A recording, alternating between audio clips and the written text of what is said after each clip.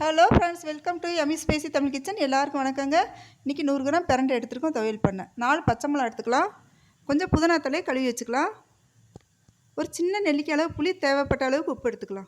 1 spoon கடலைப்பருப்பு, 1 spoon உளுந்தம்பருப்பு, 1/2 spoon மிளகாய்த்தூள், 4 பூண்டு பற்கள், ஒரு தேங்காய்ச்சல் பொடியை கட் பண்ணி வச்சுக்கலாங்க.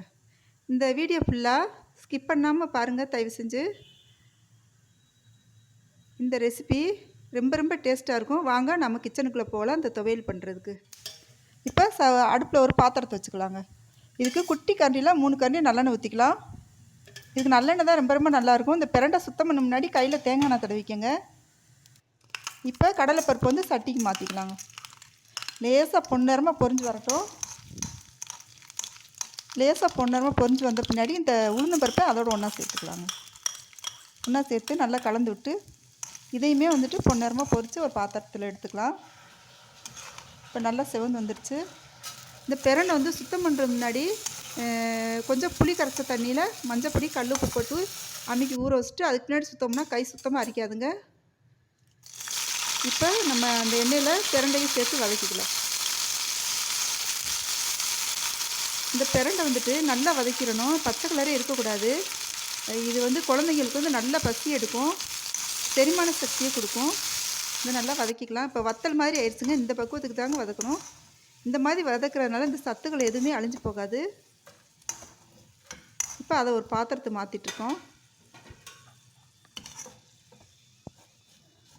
பெண்களுக்கு வந்துட்டு மெனோபாஸ் டைமில் இருக்க பெண்களுக்கும் சரி, இளம் பெண்களுக்கும் சரி, இந்த பிரண்டை வந்து ரொம்ப நல்லதுங்க.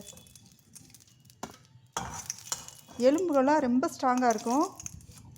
இப்போ நம்ம வேறு ஒரு பாத்திரத்துக்கு மாற்றி ஆற விட்டுறலாம் அதை. இப்போ சிட்டியில் கிடைக்காதுன்னு நினைக்காதீங்க. இப்போ நிறைய இடத்துல கிடைக்கிது. சப்போஸ் அப்படி கிடைக்கலன்னா கீரைக்கார கடை சொல்லிவிட்டா கொண்டு வருவாங்க. இப்போ வந்துட்டு நம்ம தேங்காய் தூள் போட்டு வதக்கிட்டு பச்சை மிளகாயும் போட்டு சேர்த்து வதக்கிக்கலாங்க.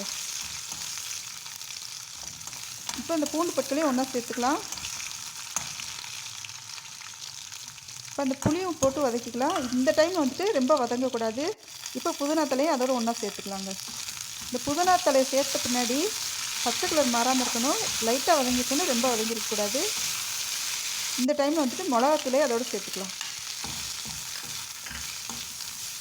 சேர்த்து நல்லா வதக்கி விட்டுக்கலாம். இப்போ நம்ம ஒரு பாத்திரத்துக்கு மாற்றிக்கலாம். பாத்திரத்தில் மாற்றி ஆற வச்சிடலாம். இப்போ நம்ம ஆறிடுச்சு. இப்போ மிக்ஸி ஜாருக்கு மாற்றிக்கலாங்க. இந்த பிரண்டை சாப்பிட்றதுனால மூட்டு வலி, எலும்பு சம்மந்தப்பட்ட பிரச்சனைகள் எல்லாமே சீக்கிரம் சரியாகுங்க. மூட்டு வலி, உடம்பு வலி, எந்த ஒரு வலியுமே இருக்காது. வாரத்தில் 3 நாள் நீங்கள் துவையல் பண்ணி சாப்பிட்டுட்டு இருந்தீங்கன்னா, இந்த துவையல் வந்துட்டு ரொம்ப நைஸாக அரைச்சிடக்கூடாது, கொரகொரப்பாக தான் அரைக்கணும்.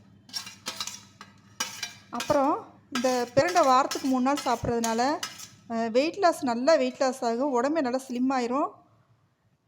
நீங்கள் 2 மாதத்துக்கு வாரத்தில் 3 நாள் துவையல் பண்ணி சாப்பிட்டுட்டு வந்தீங்கன்னா நல்லாவே உடம்பு வந்துட்டு நல்லா ஹெல்த்தியாக இருக்கும்.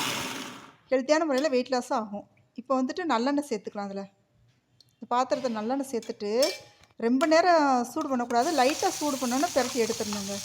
உங்களுக்கு இந்த ரெசிபி பிடிச்சிருந்துச்சுன்னா நம்ம சேனல் இது வரைக்கும் நீங்கள் சப்ஸ்கிரைப் பண்ணலைன்னா சப்ஸ்கிரைப் பண்ணிக்கோங்க. பெல் ஐகானை கிளிக் ஃப்ரெண்ட்ஸ்க்கு ஷேர் பண்ணிக்கோங்க, கமெண்ட் பண்ணுங்கள், லைக் பண்ணுங்கள். தேங்க்யூ. இப்போ ரொம்ப டேஸ்டியான துவையல் ரெடி ஆயிடுச்சு.